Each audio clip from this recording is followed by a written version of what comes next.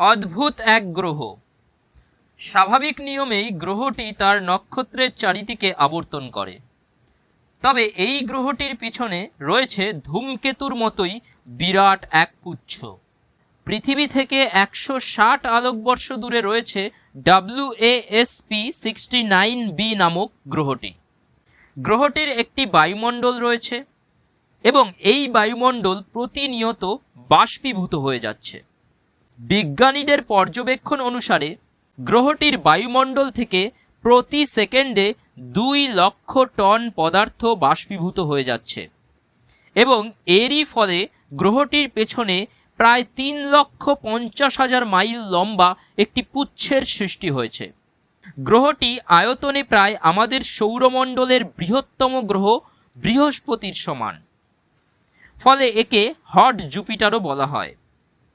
তবে গ্রহটি এর নক্ষত্রের অত্যন্ত নিকটে অবস্থিত।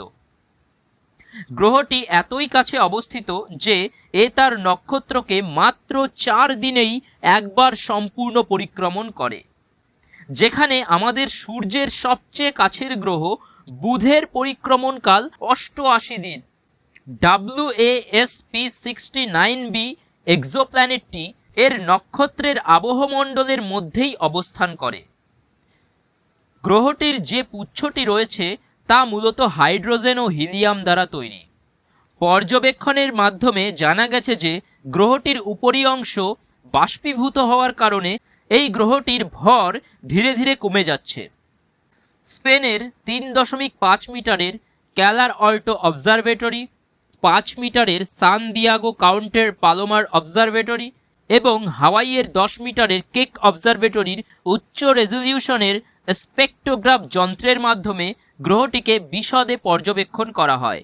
মহাকাশ বিজ্ঞানী টাইলার বলেছেন যে গ্রহটির ভর আমাদের পৃথিবীর ভরের প্রায় 90 গুণ।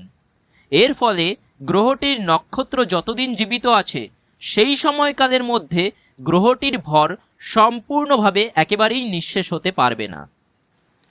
তো এক্সোপ্ল্যানেট WASP-69b সম্পর্কিত এই ছোট্ট ইনফরমেশনটি যদি আপনাদের ভালো লেগে থাকে তাহলে অবশ্যই লাইক, শেয়ার এবং কমেন্ট করুন, এবং চ্যানেলে যদি নতুন হয়ে থাকেন তাহলে অবশ্যই চ্যানেলটিকে সাবস্ক্রাইব করুন।